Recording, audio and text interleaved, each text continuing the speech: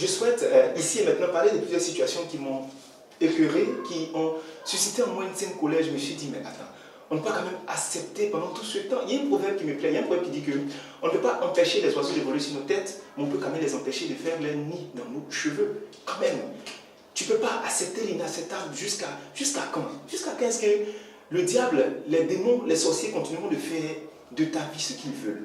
Bien-aimé, lève-toi dans la prière. Toi femme, toi homme, toi enfant de Dieu qui m'entend maintenant, il est grand temps de t'élever dans la prière pour dire assez, pour dire ça va. Et toujours c'est eux qui engagent le combat et c'est nous qui sommes dans la riposte, dans la réaction. Non, il est temps qu'on aille arracher. La Bible déclare que s'il a englouti les bénédictions, il les vomira. Il faut que ces personnes qui ont pris tes bénédictions, ces personnes qui sont assises dessus, ces personnes qui ont décidé de gérer ta vie et de donner des délimitations à ta vie comme s'ils t'avaient créé, il faut que ça suffise. Il faut que maintenant le ras-le-bol monte, la colère monte en toi pour te dire que mais ça suffit. Jusqu'à quand? Ça fait des années, on t'a informé que ce monsieur-ci, c'est lui le sorcier de la famille qui te fatigue, tu continues d'avoir peur de lui. Mais il est en train de te détruire. Et tu continues de supporter sa destruction. Mais lève-toi dans le combat. Prends un moment de jeûne. Prends des décisions devant le trône de Dieu. Dis, après de cette semaine, il faut que ça s'arrête. Nous sommes en fin d'année, vous allez voir, ils vont programmer beaucoup de personnes au niveau de la sorcellerie. Les gens sont convaincus qu'en Afrique, la mort doit avoir forcément d'autres raisons. Mais souvent, quand on le dit, ils disent qu'on exagère tout et tout, les gens peuvent mourir de façon naturelle. Oui, on peut mourir de façon naturelle. Mais une maladie subite, tu dors la nuit. Mais le diable, il existe, les démons, ils existent, les sorciers, ils existent. Ah oui, nous sommes en fin d'année. Et là, ils sont en train de planifier des personnes. Ils sont en train de détruire, casser dans l'œuvre des destinées. Ils sont en train d'empêcher les gens de réussir. Ça fait 15 ans, ça fait 20 ans que ça dure. Et tu continues toujours de prendre ça de façon passive, de prendre ça avec beaucoup de psychologie. Ah non, bien-aimé. Ah non, bien-aimé. On t'a dit que tu vas voyager. Tu sais qui a bloqué le voyage. Et tu es encore là-dedans. Il y a d'autres qui sont stériles. Ils ne peuvent pas accoucher. Parce que dès qu'ils prennent une grossesse, il y a une personne qui est à côté, qui détruit cette grossesse parce qu'elle est opposée au mariage dans lequel tu es. Qui elle est? Qui il est lui pour décider de toi, ta vie? Et de te dire ce que toi tu dois faire ou bien où tu dois arriver. Il n'est pas Dieu quand même. Il n'a pas de cornes. Il est une personne comme toi. Mais en plus, tu as Jésus-Christ. Jésus-Christ qui doit être ta force, qui doit être l'âme fatale contre le royaume des ténèbres. Jésus-Christ qui ne laisse aucune chance à ses ennemis. Le général des générales. Le général dans les cieux, le général sur la terre, le général sous la terre. La Bible dit c'est pourquoi Dieu l'a soignement élevé, il a donné le nom dessus de tout nom, afin que quiconque confesse le nom de Jésus-Christ dans les cieux, sur la terre, sous la terre et partout dans l'autre monde, dise que Jésus-Christ est Seigneur. Donc Jésus-Christ, dans le royaume des ténèbres, fait confesser les démons et le diable, sa seigneurie, sa royauté et sa dimension. Alors toi qui es enfant de Dieu, toi en qui Christ habite, il est temps que tu te lèves. Il est temps que tu te réveilles. Tu ne peux pas avoir cette puissance de frappe. Cette force. Tu ressembles à quelqu'un qui a l'arme nucléaire dans sa main et qui est en train de subir les armes de certaines personnes qui t'attaquent à la Kalachnikov avec des armes de seconde zone et tu cries et tu... Non, tu as la force en toi. Tu as le pouvoir suprême à portée des mains. Saisis-toi de ce pouvoir et déclare des paroles. La Bible dit que la vie et la mort sont au pouvoir de la langue. Sur ta langue se trouve l'arrêté qui va mettre fin au jour de tes ennemis. Dieu peut tout faire, mais il ne fera pas tout. Parce qu'il veut s'associer à toi pour pouvoir détruire, consumer tes ennemis. Mais si toi-même tu ne t'élèves pas avec lui, tant que tu seras dans ce laxisme cruel, dans ce laxisme meurtrier, dans cette démarche, je vais dire, suicidaire, tu vas rester toujours au même niveau. Parce que personne ne pourra mener ce combat avec toi. Et la paresse, et je vais dire, la passivité est quelque chose qui est profitable, que le diable aime, qu'il savoure chaque jour dans la vie des enfants de Dieu. Alors il est temps de t'élever. Il y a différents cas. Il y a les cas qui m'ont outré. Il y a par exemple des gardiens, j'ai vu ça, et c'est répandu ici en Côte d'Ivoire. Des gens qu'on prend pour surveiller une villa, pour surveiller les biens d'une personne. D'abord, elle passe par le mysticisme, par des œuvres des ténèbres pour tuer le propriétaire de l'immeuble. Ensuite, elle spolie l'immeuble aux enfants du monsieur. Et tu peux voir un quartier huppé, un très beau quartier, où il n'y a que des grosses villas, mais il y a des taudis qui sont là parce que le gardien, il ne peut pas terminer la construction de la maison, mais il habite là-dedans et même les enfants du monsieur ne peuvent pas revenir dans la maison. Ça, c'est une prise en otage d'héritage. Et jusqu'à quand cette prise d'héritage va continuer? Et il y a plusieurs cas, on m'explique comme ça. Il a menacé les enfants de monsieur, et les enfants de monsieur dorment d'entrée. Tandis que lui, il est sur le terrain de monsieur, et ça fait des années qu'il vit là, et personne ne peut lui quoi que ce soit, parce qu'il aurait des fétiches. Mais attends, les fétiches sont plus puissants que ton Jésus-Christ que tu adores, ou bien tu n'es pas enfant de Dieu. Jusqu'à quand ce monsieur va profiter de vos bénédictions, va jouir de vos bénédictions? Moi je te dis, à la mort comme à la mort. La Bible dit que au jour du canage, malheur celui qui a retiré son épée. Parce qu'il y a des temps de canage, il y a des temps pour s'asseoir, mais il y a des temps pour s'élever, il y a des temps pour dire ça suffit. 2010, 2015, 2017, nous allons en 2018. Ton cas ne change pas. C'est pas que le diable est plus fort que Dieu ou que les démons ou les sorciers de ta famille sont plus forts que Dieu. Mais c'est que tu es trop faible spirituellement. C'est que tu n'es pas engagé, tu n'es pas décidé, tu n'es pas résolu. La Bible dit à tes résolutions répondra le succès. Mais quelle est ta résolution? Si tu n'as aucune résolution, aucun succès ne pourra suivre ces résolutions-là. Aucun succès ne pourra suivre ces résolutions. Il est temps que tu te lèves. Il y a d'autres cas, il y a d'autres cas, il y a d'autres cas, il y a d'autres cas. Il y a des personnes, par exemple, qui prennent les étoiles des autres.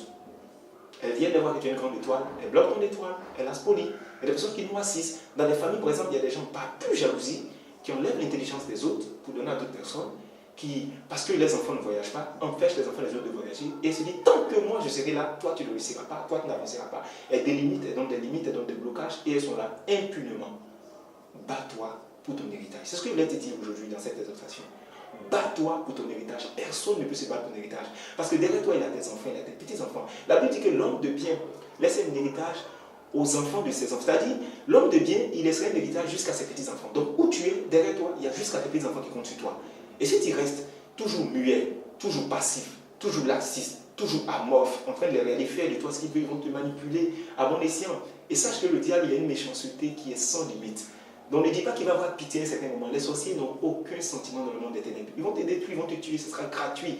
Et il y a plein d'enfants qu'on voit aujourd'hui dans ce monde qui sont en train de souffrir parce que les parents, les pères ont refusé de prendre les décisions qu'il fallait. Ne sois pas complice du diable, ne sois pas téléspectateur de la destruction, de la si belle, de la si grande destinée que Dieu t'a accordée. Non, le diable n'est pas plus fort que toi. Il est temps que tu te lèves, il est temps que tu te décides, il est temps que tu dises trop, c'est trop. Dans toutes les familles, il y a les sorciers. Dans toutes les familles, il y a les sorciers qui sévissent. Moi, ma grand-mère, elle a sévi, elle a tué des dizaines de petits-enfants, elle a tué ses enfants, elle a tué jusqu'à ce qu'elle tombe sur moi. Malheureusement, elle n'avait pas encore pris d'enfant dans la famille de ma mère. Et son erreur, c'est qu'elle a voulu s'en prendre à moi. Mais elle ne s'est pas reprise à moi. La Bible dit que je serai l'adversaire des adversaires, l'ennemi des ennemis. Elle s'est rendue elle-même ennemie du Dieu très haut, le Yahweh Sabaoth, l'Éternel des armées que je prie. Aujourd'hui, on parle d'elle au passé. Parce qu'elle a osé s'attaquer à un enfant de Dieu. Donc je veux dire à quelqu'un que celui qui s'attaque à toi, normalement, il est suicidaire.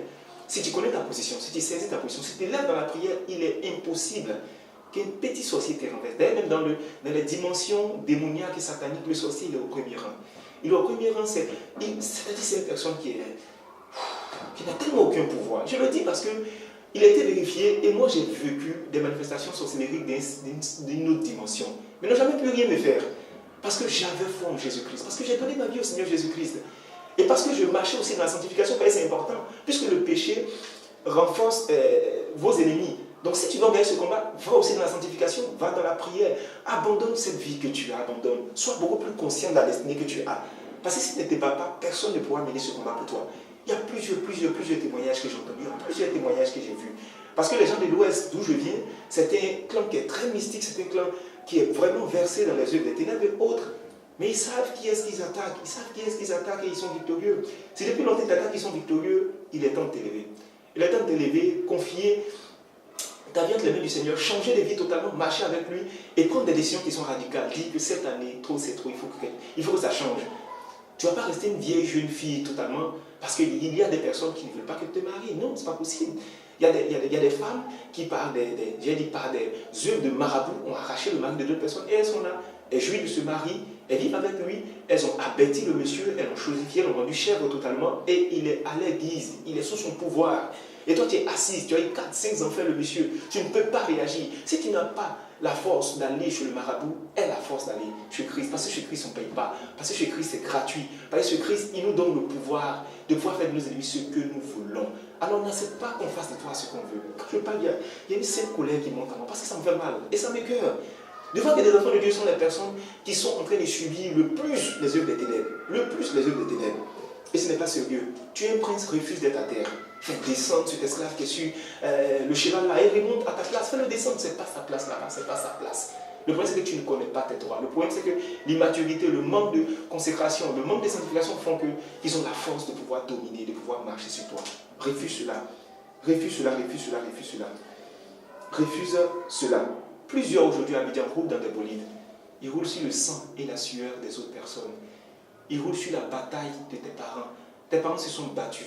J'ai vu des personnes qui ont tout fait pour garantir un avenir heureux, particulier à les enfants. Ils se sont battus corps et âme jusqu'à ce qu'ils décèdent. Et il y a un oncle, il y a une tante, il y a un tonton qui est venu tout prendre, leur arracher tout. On dit c'est lui qui est l'homme fort de la famille. Tu es quel homme fort toi?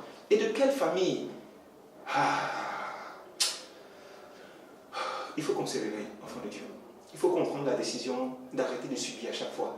C'était vraiment une exhortation du jour. Je suis pas autant heureux que par le passé parce que là, j'étais couché, les images revenaient, les paroles venaient dans mon esprit. Je me suis dit, mais Seigneur, jusqu'à quand? Aide tes enfants à comprendre. Suscite le réveil spirituel qui va permettre aux gens de prendre conscience de ce que le diable n'est qu'un affabulateur, n'est qu'un plaisantin qui continue de les manipuler, qui continue de faire de ce qu'ils veulent parce qu'ils n'ont pas la force, parce qu'ils ont l'appareil de s'élever. C'était l'exhortation du jour. Si cette vidéo vous a fait du bien, n'hésitez pas à la partager.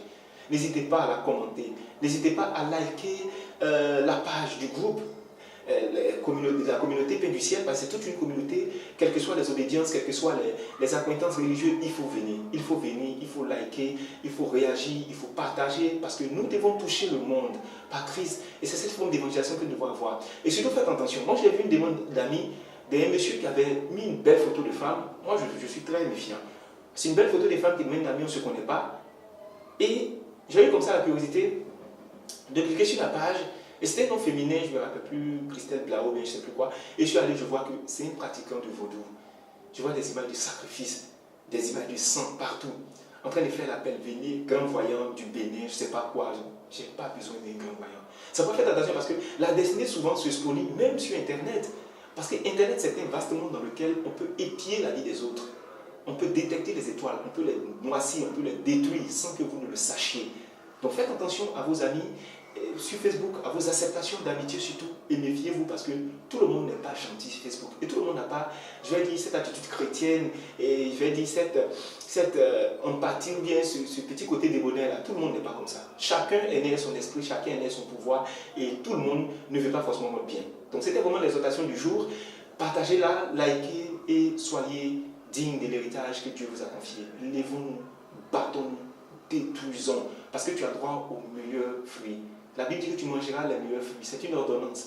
Et si tu continues de ne pas manger les meilleurs fruits, dis-toi que certainement, il y a quelqu'un qui pendant ce temps en train de manger les meilleurs fruits, il y a quelqu'un qui bénéficie du miel et du lait qu'il devait avoir. Alors lèvons-nous et battons-nous avec Christ parce que nous avons la victoire.